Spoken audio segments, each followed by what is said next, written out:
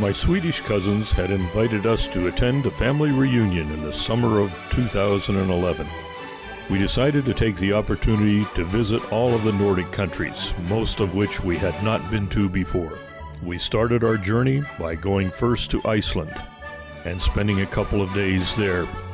From there, we went to Stockholm, Sweden to visit some friends, and from Stockholm we took an overnight ferry to Finland, where there were more friends to visit. From Finland back to Stockholm, north by rail to Sundsvall, Sweden, where we visited a cousin of mine, and after a few delightful days we went on over to Norway, and you can learn more about our Norwegian adventures in a separate video. From Norway we went back down to Sweden and attended the family reunion. And that family reunion was an Anderson group that's related to me on my mother's side of the family. After that reunion was over, we traveled a short distance in Sweden to Halmstad, where we visited cousins of mine on my father's side who I had not met before. After that visit, we went a short distance by train to Copenhagen and spent a couple of days exploring that city, then back to Iceland for a quick stay and on back to home. Well, this then is a tale of our adventure to the Nordic countries. We started our 4-week trip by driving to Cincinnati, a little more than 100 miles from our home, and we stayed overnight at the Holiday Inn near the airport so that we could be there bright and early. From Cincinnati, we flew to Toronto by Canada Air, from Toronto to Halifax, and from Halifax on to Iceland. The trip from the airport to the city of Reykjavik takes nearly an hour, and the flybus travels through ancient lava fields.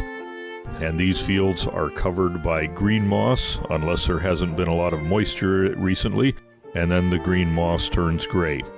Off in the distance you can see ancient volcanic hills, and you can also see patches of snow on the mountains, even though this is late June. Iceland still has a lot of thermal and volcanic activity, and the Icelanders take advantage of the thermal activity to generate steam. And here you see a steam pipe transmitting heat energy across the landscape. The reason it's zigzagged is so that the pipe doesn't buckle with expansion and contraction. Our flight from Halifax arrived at Reykjavik Airport at about 5:30 in the morning, or was supposed to. Actually, it was about an hour late. We had a reservation at the Reykjavik downtown hostel to stay, and we originally thought, well, we'll check in there, maybe catch a nap, and then we'll get on the Golden Circle tour that we had scheduled. But by the time we got to the central bus station in Reykjavik, where you'd ordinarily transfer to small buses to go to the local hotels, it was so late that we decided to stay right there and wait for the Golden Circle bus to take off from there. The Golden Circle tour is about an 8-hour tour and covers some very interesting areas in Iceland. All around the airport area and on the ride from the airport into Reykjavik and in the surrounding countryside, we found acres and acres of these blue flowers that are lupine. I learned later that the lupine is not native to Iceland but is actually an invasive species. But in some areas this invader really makes the landscape quite nice. The 8-hour Gold Circle tour travels from the city of Reykjavik off through the Icelandic landscape towards the mountains. Along the way you can see sprinklings of little houses, many of which are vacation cottages of the Icelanders who get 6 weeks of vacation a year. A lot of the houses have hot tubs and they're heated by the free heat from the thermal springs. Also, we understood that the chemicals that are in many of these springs kind of pre-treat the water so it's not hard to maintain these hot tubs. Along the way, our tour bus stopped at a small village that is full of greenhouses, and these greenhouses are all heated by the thermal springs, and they raise produce there all year round. The greenhouse that we toured is sort of a tourist trap, and there you can find all kinds of local Icelandic souvenirs. As we traveled across the landscape, we saw occasionally the unique Icelandic sheep and also the special Icelandic horses. These horses are very popular for tourists because apparently the gait of the Icelandic horses is such that it's a very smooth ride compared to a lot of other horses. And the Icelanders, we understand, are very careful about not allowing any foreign horses or foreign sheep into the country to spoil the genetic pool.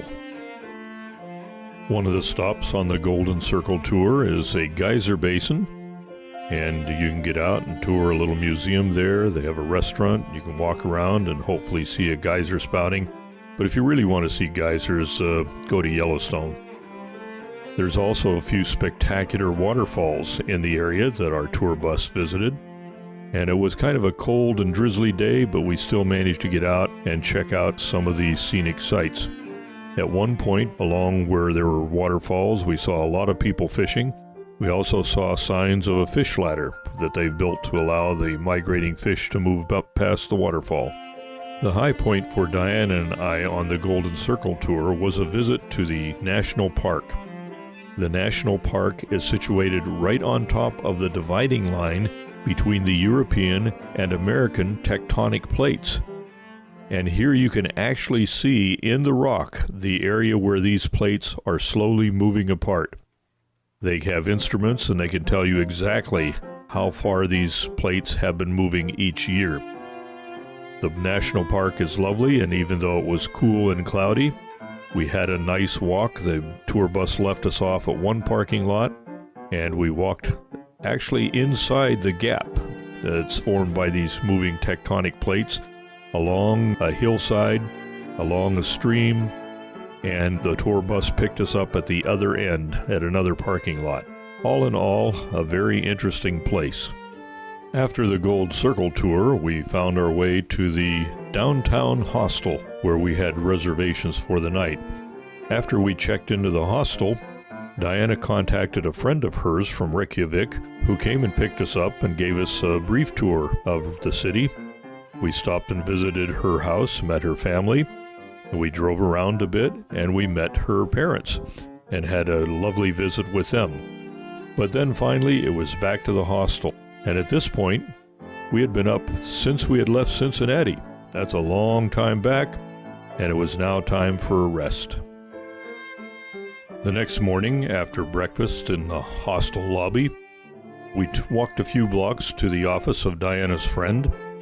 This lady is in charge of the document archives section for the city of Reykjavik. And the archives they have there that they're computerizing is quite an amazing thing, especially the genealogy records.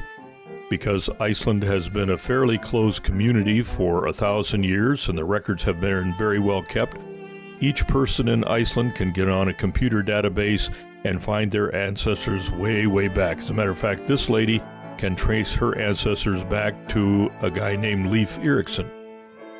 After learning all about the Reykjavik Documents Project, we took a walking tour of the city.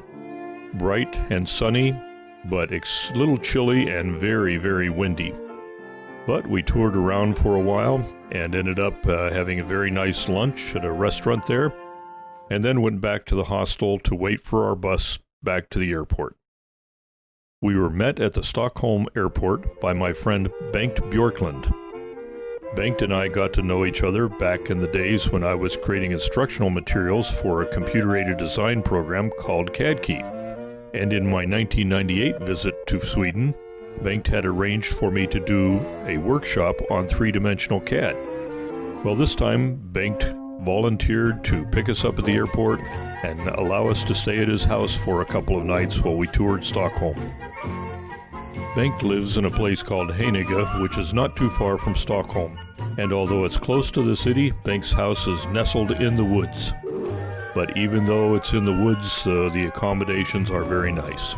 The house is also fairly handy to the rail station. So in the morning, Bengt dropped us off at the nearby railroad station, and we took the commuter train into Stockholm to explore the city.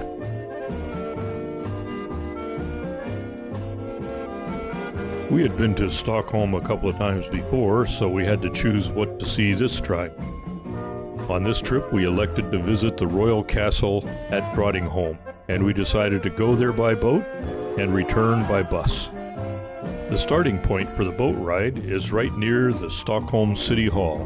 In a large room in this building is where they hold Nobel Prize winners' banquets. The boat was fairly crowded, and we managed to get ourselves a couple of chairs right near a window on one side of the boat and enjoyed the view. The boat ride takes us past the City Hall, past some very expensive apartments along the waterfront.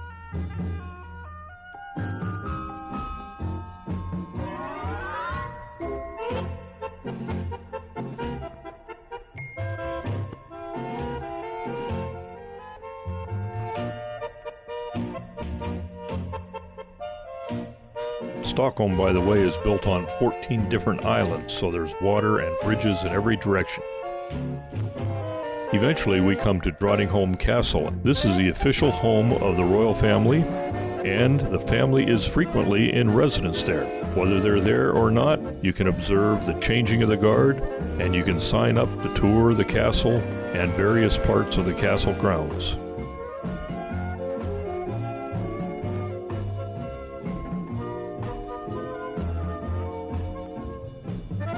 And the grounds at Drottningholm Castle are really extensive. After touring the castle, Diane and I decided to take a long walk across the garden area and visit the Chinese pavilion. This is a structure that was a birthday present by one of the kings to one of the queens.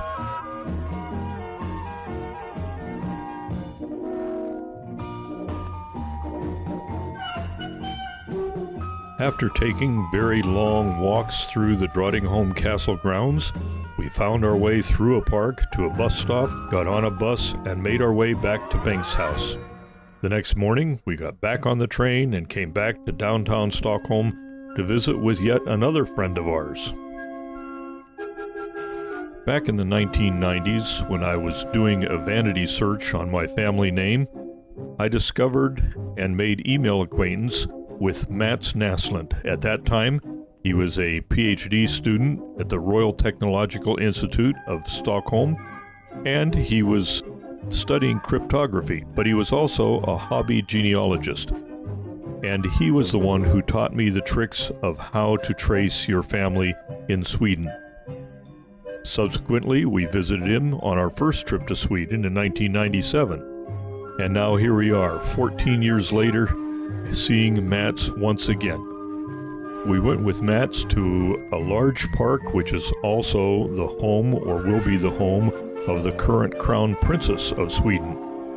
But this has been a large public park for some time, and the grounds again are extensive and very lovely. People from all around Stockholm come here for picnics and to walk and stroll, and there are also tours of some of the buildings here.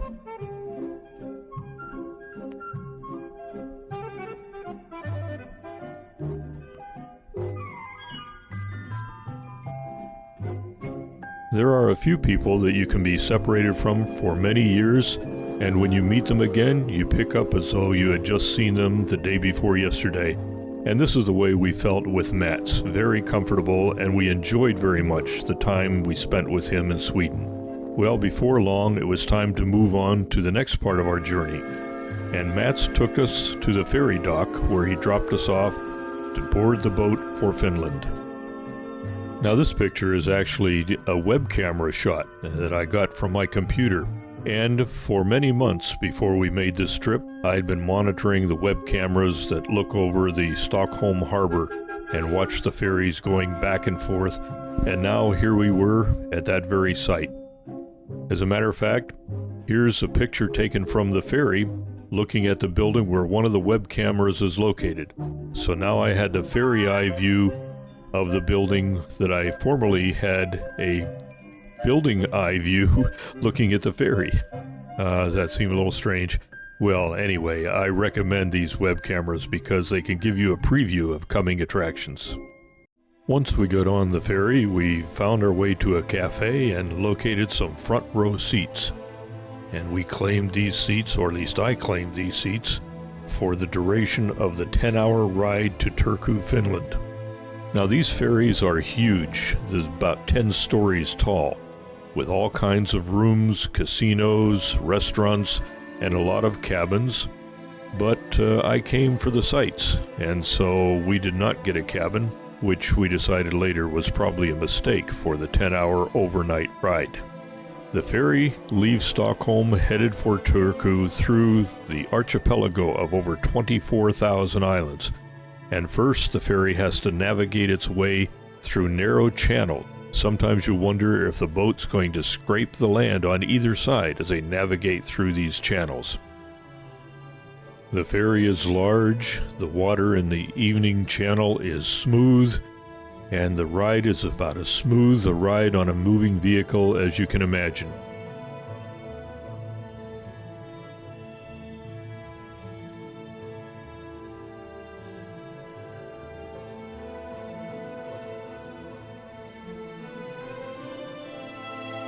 As the evening sun descended, we noticed some balloonists were floating over the channel and over the Stockholm area. I could not imagine where these people were going to come down. It didn't seem like there were a lot of farm fields in this area, but it was quite a peaceful, lovely scene to sit back and watch the scenery pass by. Many of the thousands of the islands in the archipelago are inhabited, at least with summer homes. Some of the islands are accessible only by ferry, or the smaller islands only by private boat.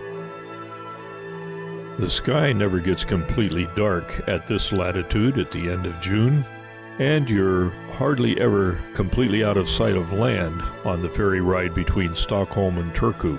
But after a long ride, you'll arrive at Turku early in the morning. In Turku, we boarded a train and enjoyed a smooth and speedy ride through the landscape of southern Finland.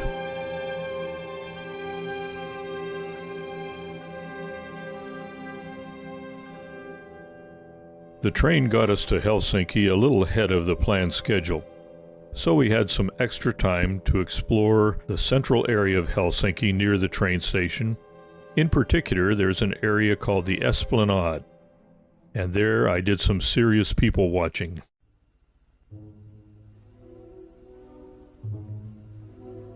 I tried to hold my digital camera in a covert position on my lap and took pictures of the wide variety of people, both tourists and local, that are traveling up and down and enjoying the sunny day on the Esplanade.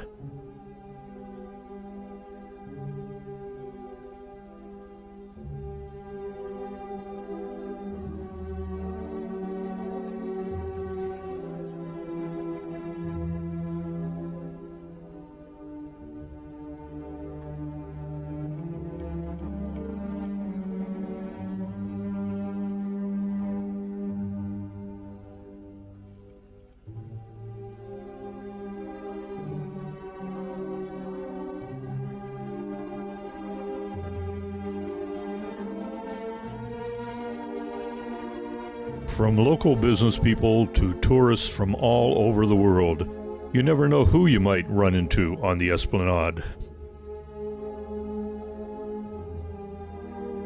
Well, soon it was time to head back to Central Station, where we were scheduled to meet with our friends Joni and Ruth.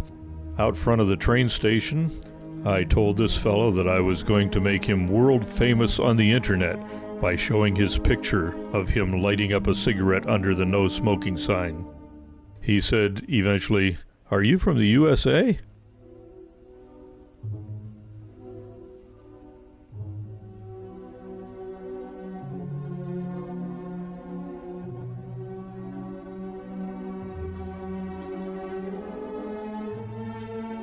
Well, it wasn't very long before Joni and Ruth showed up and whisked us off to their home near Helsinki. And before we could even get the backpack stowed away, Joni fired up the barbecue and prepared an evening feast for us. The next day, we went back to downtown Helsinki, right at the harbor area, where we got on a boat tour of the Helsinki harbor. This little cottage is not a cottage at all, but it's one of many thousand saunas that you find in Finland. Population of Finland, 4 million. Number of saunas in Finland, over 2 million. Near the harbor area is a very large outdoor market There's also an indoor market nearby. This is extremely popular with both locals and tourists alike. There are so many vendors who would like to open up stalls here that at noon they close the place down, all the vendors pack up and leave, a whole new collection of vendors moves in for the afternoon crowd. Joni and Ruth are excellent tour guides, and before long we were off on the highways exploring Finland. Perhaps in your tool collection you have a set of scissors or maybe a high-quality garden tool with the name Fiskars. Well, Fiskars is actually the name of a town, and the Fiskars company has been around for hundreds of years. And we stopped up to visit the Fiskars town, and we toured the historical buildings there and looked through the museums and had a delightful lunch.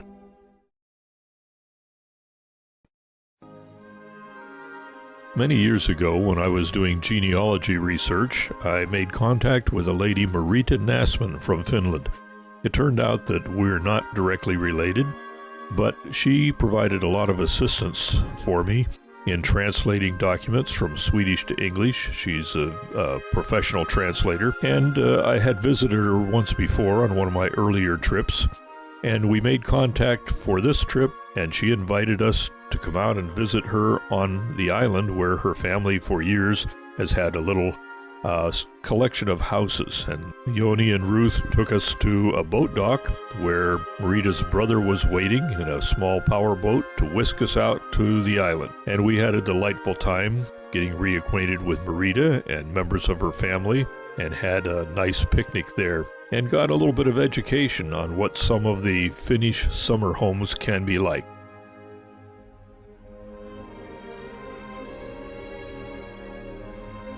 The next day it was back to downtown Helsinki, where we spent some more time exploring the outdoor market, looking at things like the wooden coffee cups that are popular with hungers where they don't freeze their tongue on the cup, and we took a bus tour of the Helsinki area.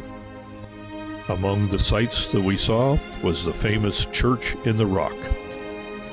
This church is carved right out of the granite, and it has this large copper roof.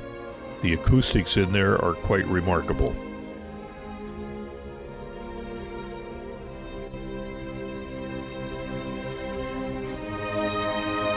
The tour bus took us off to Sibelius Park, and we took a stroll to investigate monuments to Finland's most popular composer.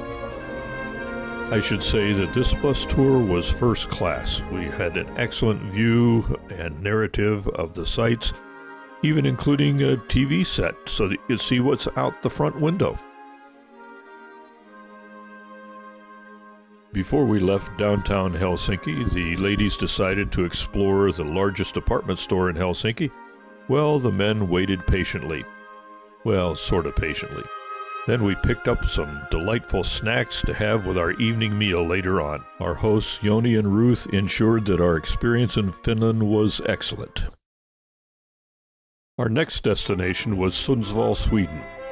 Rather than getting back on a ferry for a 10-hour ride to Stockholm and then on up to Sundsvall, we took a 1-hour flight back to the Stockholm airport, where we found a fast train headed north. The train north leaves right from the airport, and the ride is fast and smooth. And if you would like to get a snack along the way, there's a snack bar on the train, and you can sit back and enjoy the countryside as you zoom on past.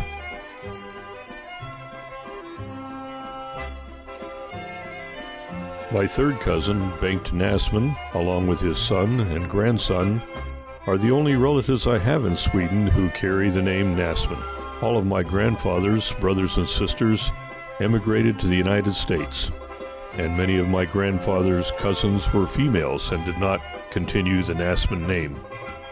After Bengt and Ulla picked us up at the railroad station and we settled into their apartment, we then got in their car and we went over a long bridge to Alnu, which is an island just across the water from Sundsvall. And there we were able to visit the grave of Bengt's grandfather, and we were also able to spend some time at a garden cottage that Ulla primarily has an interest in.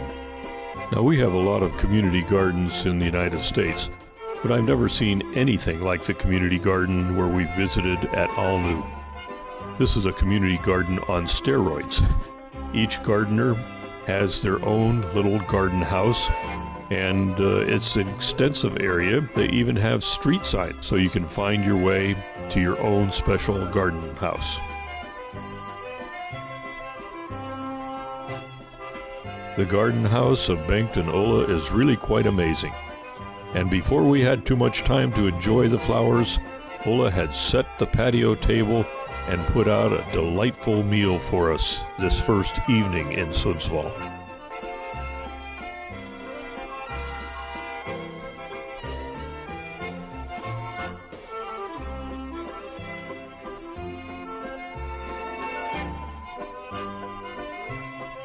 After our delightful garden house meal, we went back over the bridge from the island of Alnu to Sundsvall, back to Bengt and Ulla's apartment and our deluxe accommodations. The next morning, we went to visit a place called Salonger, where there is an old church that one of my distant ancestors had been preacher. But near there is the ruins of an even older church. This ruined church is the starting point for one of the St. Olaf Pilgrim's Path. St. Olaf is one of the most important figures in Norwegian history, and pilgrims can follow the markings to follow the trail of St. Olaf from here all the way to the cathedral in Trondheim, Norway.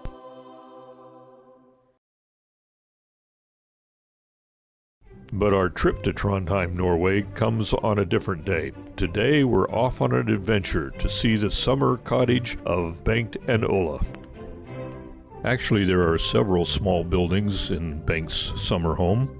One of them is a sauna, and others provide sleeping facilities and eating facilities. These are luxury suites. All the comforts of home, accessible only by a boat ride from the mainland.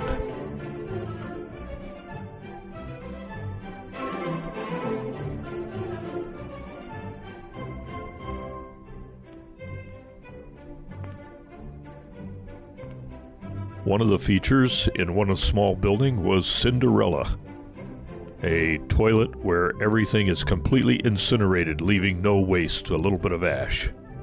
Well, after a delightful afternoon at the summer cottage, was back on the boat and headed back to Sundsvall.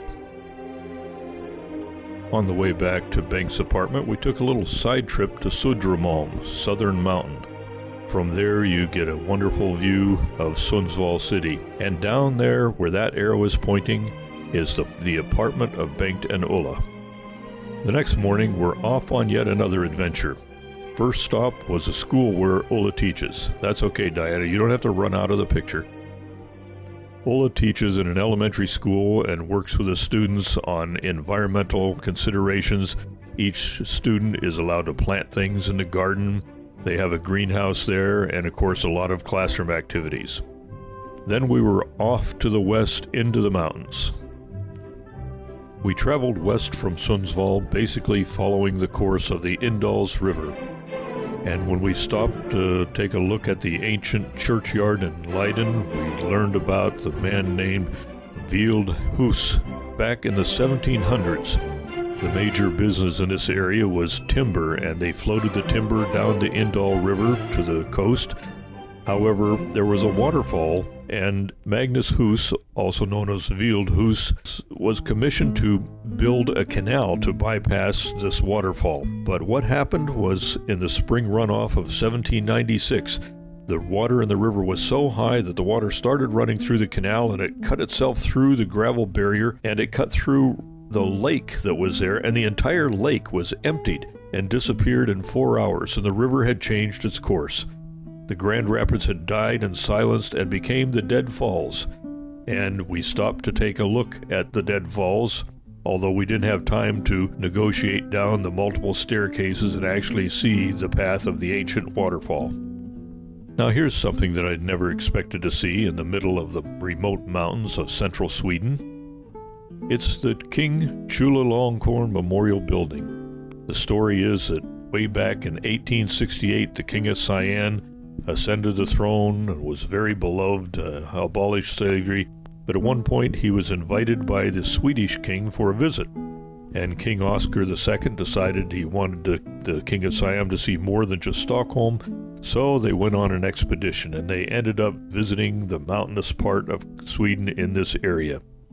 And the king was very impressed, the story goes. Years later, when they were improving one of the roads in this area because of the visit of the King of Siam, they decided to name the road the King Chulalongkorn Road.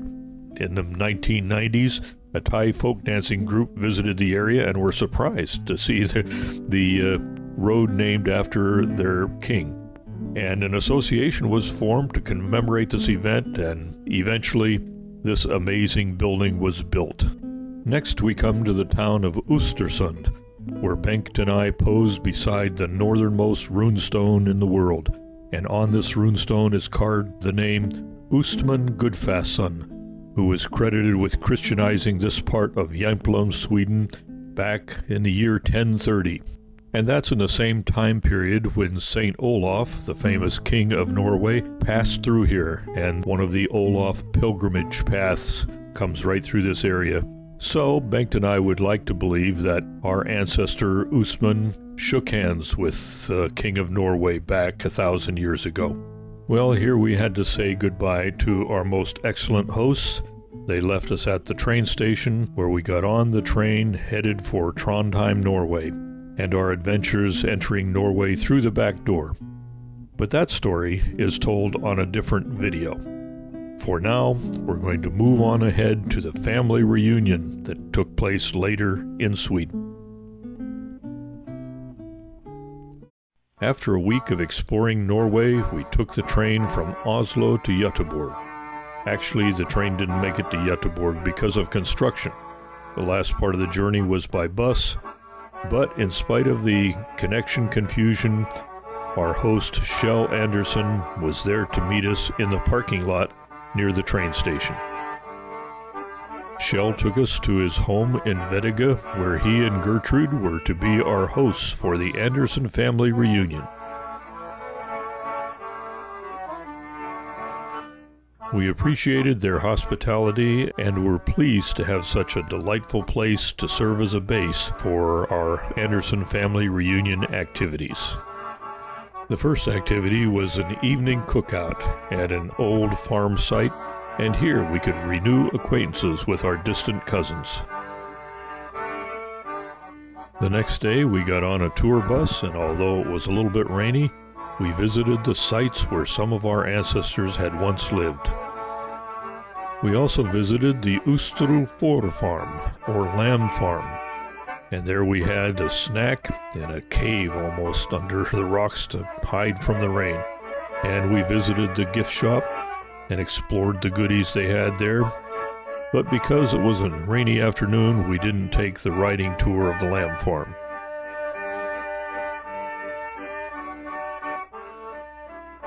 Back at Kjell and Gertrude's, we admired the landscape backyard. We also admired their cooking arts. They put on wonderful meals. While waiting to eat, I pretended to read the Swedish newspaper. We took a ride to a local nature reserve where we met some of the younger generation cousins of Kjell and Gertrude's family. By the way, if you ever get soggy sneakers, this is just the thing you need to dry them out.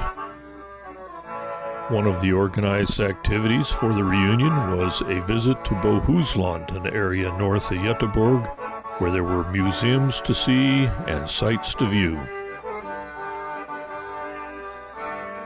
The traditional family fest was held at Sibbarps Bidegård, kind of a grange hall near the village of Tvååker, where my mother's parents were from.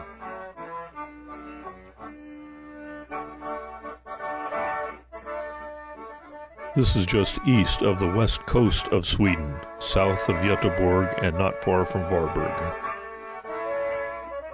Since Kjell and Gertrude were some of the major organizers of the activity, we went with them early in the day to help set up the hall for the evening's festivities.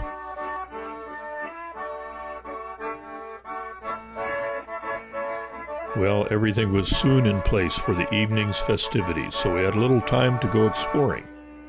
We visited the church where Shell and Gertrude were married. This is an extremely old place, but very well maintained.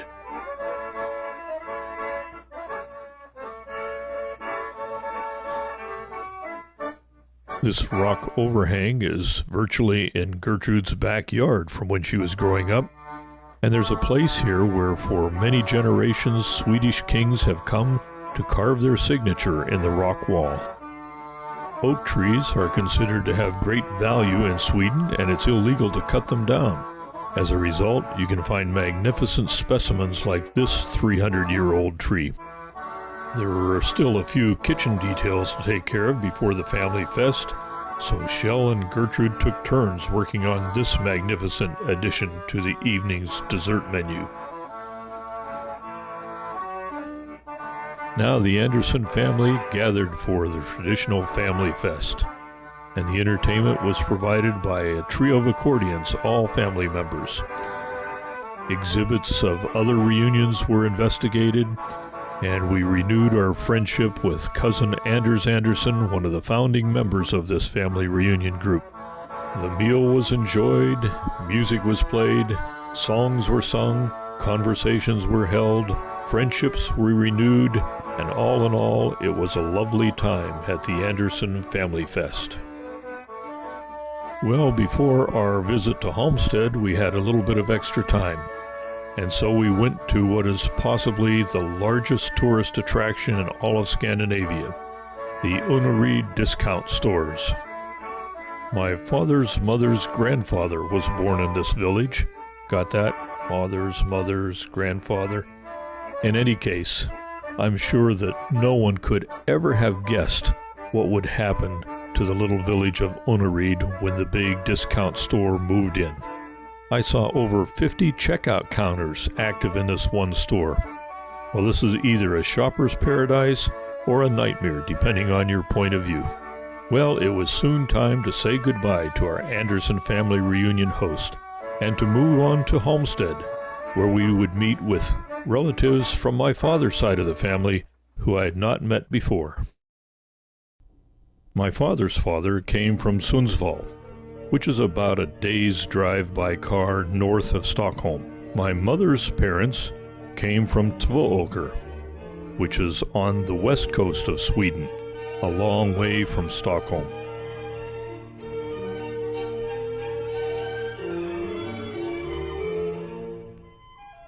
My father's mother, however, came from a little village called Långryd, which is not all that far from Tvååker, where my mother's parents were from. And it's not very far from the town of Halmstad. And that's where we were going next. We were going to Halmstad to visit a second cousin of mine and his sister and some other cousins who I had never met before. I had been in correspondence by email with them for some months now, and this was our first chance to get together. Ulf Blennerud and I are actually second cousins, which means we share the same great-grandparents. Ulf's grandfather and my grandmother, my father's mother, were actually brother and sister, and somehow our families had lost track of each other until sometime within the last year, when through the wonders of the internet and email, we discovered each other. Ulf and his wife had been up in Göteborg, and they actually came by the Anderson house and picked us up and took us to their place in Halmstad where they had invited us to stay. The next morning, Ulf had an appointment to sing at a funeral, so we agreed that he should drop us off at the Halmstad town square, and we could explore the downtown area on our own for a little bit.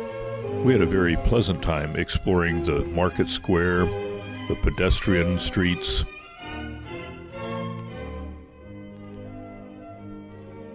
through the parks. Here I had the chance to add another manhole cover to my collection. We crossed over a bridge to visit the very unusual and modern Halmstad Public Library. It has special seating areas for the children and grown-ups alike. There are areas where groups gather to study, compare notes. All in all, a delightful modern public library facility. Well, back over the bridge to the town square and to meet up with Ulf again. Ulf had invited his sister and other members of my father's mother's side of the family over to compare genealogy information and to partake of a lovely and delightful lunch. Ulf's wife is a tremendous cook, and here she's prepared a wonderful dessert for us. Well, the family gathered and had conversations about times past and times present. One of the family members brought out some pictures of my father's mother and her family. She was able to identify people in pictures that had long remained unidentified in an old family album that I had inherited. And she also provided me with pictures of my grandmother and grandfather that had been sent back to Sweden during the time of their wedding. Altogether, it was a delightful meeting of my long-lost Swedish relatives. The next day, we were taken on a tour of the area around Halmstad in that general part of Sweden on the coast. Here they have a lovely beach with a special section set aside for puppy dogs. And as we travel south from Halmstad, we see this large, long hill that overlooks the ocean or the Kattegat. Nestled against this hill is the town of Båstad. We visited an interesting cathedral there. You may be familiar with Båstad because of one of the local figures, a tennis player named Bjorn Borg. And here they have the tennis center. And the day before we were there, they had a major tournament going on. Moving west from Båstad, we arrived at a nature preserve where they have some spectacular scenery, some areas for hiking, and they also have a delightful restaurant there where we had our lunch.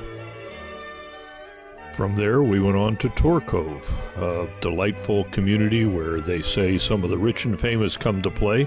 Interesting scenery and a small museum exhibits there. Apparently a lot of shipwrecks in this area. And in this small building, they had collected the nameplates from some of the ships that had wrecked offshore here. This part of Sweden has some delightful scenery, but even more than the scenery, we enjoyed meeting with the lost branch of our family. The hospitality was more than we could have dreamed of, but soon we had to get on the train and head to the next stop, which was Copenhagen. We had hotel reservations in Copenhagen, but I had studied the map and determined that rather than staying on the train to the central station, it would be better to get off at the Copenhagen airport and then take the metro, which had a station closer to our hotel. Because of the construction, the path from the train station to the hotel was not quite the way it appeared on the internet, but along the way we met a couple of friendly young ladies who led us right to the front door of our hotel. Once we had checked in, we did a little exploring of downtown Copenhagen. We decided to get on a tour boat. The tour boats navigate through very narrow canals and give you a boater's eye view of the interesting architecture and buildings like the modern opera house that are found along the canals in Copenhagen. On the canal boat ride, we saw extremely modern apartment buildings, and we saw old Navy buildings that were being repurposed for offices. We saw at a distance the Little Mermaid, but not a great view from the canal boat. You can see how these canal boats have to navigate through extremely narrow channels. Oh, that's an interesting tower over there.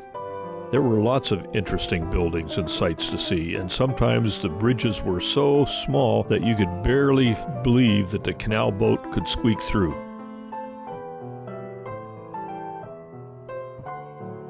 Maybe it's time for a little rest, and then we can go out and wander the streets of Copenhagen a little bit more to see the busy street life along the canals. The weather was good that afternoon and evening, and the streets were very busy. Every place was occupied. But when we got up the next morning, the weather had changed, and the dreary weather had driven most of the tourists away from the busy street scene. This was our day to visit the famous Tivoli Gardens, and we decided to make the long walk from our hotel to the place. And that allowed us to see some of the downtown area of Copenhagen. We had a little time to kill before the ticket office opened for Tivoli, and so we rested for a bit at some unoccupied seats at a cafe right in front of an exclusive hotel. And there we watched big tour buses unloading crowds of tourists, big piles of luggage, big long lines of tourists waiting to check in, and we were glad that we were touring with our backpacks and not part of one of these big groups. The rain increased as we toured the interesting Tivoli garden area. Lots of things to see there. We watched a stage production, which was quite interesting. But as the rain increased, we decided to take advantage of our Copenhagen card and ride around on buses and ferries to try to stay dry.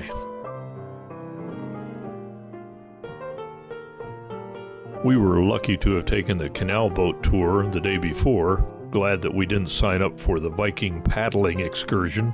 We did roam around the streets a little bit, but the rain got too bad. We headed indoors, had a nice glass of beer overlooking the canal, and then went into one of the larger department stores in downtown Copenhagen and did what any good tourist would do. We shopped. Any good Ohioan can be proud of the fact that here in the department store way off in Copenhagen you can find KitchenAid mixers, a product of Ohio. We also saw them in Finland and in Sweden. They're doing well. The next morning we put on our backpacks and dashed through the rainy streets back to the metro station and rode to the airport, where we got on a plane for the last step in our journey, Iceland. For this visit to Iceland, we had reservations at a center hotel in Reykjavik, and when we got to the check-in desk, they told us they had an overbooking situation and no room for us. But they would upgrade us to one of their sister hotels, the Arnavoll, and they sent a taxi for us, and we got checked in supposedly to an upscale hotel, but with a very tiny room. The good news was our tiny little room window had an overview of the brand new opera house in Reykjavik. In the evening, we strolled around and explored some more of the shops in downtown Reykjavik. And the next morning, we enjoyed the really good news about our new hotel stay. The restaurant, where they provided a complimentary, extensive buffet breakfast, was on the top floor of this hotel with a 360-degree view of the harbor and downtown Reykjavik. We spent a delightful morning there, leisurely taking our breakfast and enjoying the sights. One of the sights was watching a cruise ship come in and dock in the harbor. Cruise ship was named Columbus. Eventually, we boarded the flybus for the nearly hour-long ride back to the Reykjavik airport, where we sat around for a bit waiting for our flight out. We flew back to Toronto, where we stayed overnight, and after a long wait getting through the U.S. Customs line in Toronto, we flew back to Cincinnati, where again we spent the night near the airport before driving back home. We had spent 4 weeks exploring the Nordic countries, visiting friends and family along the way, and having a lot of adventures. All in all, a wonderful travel experience.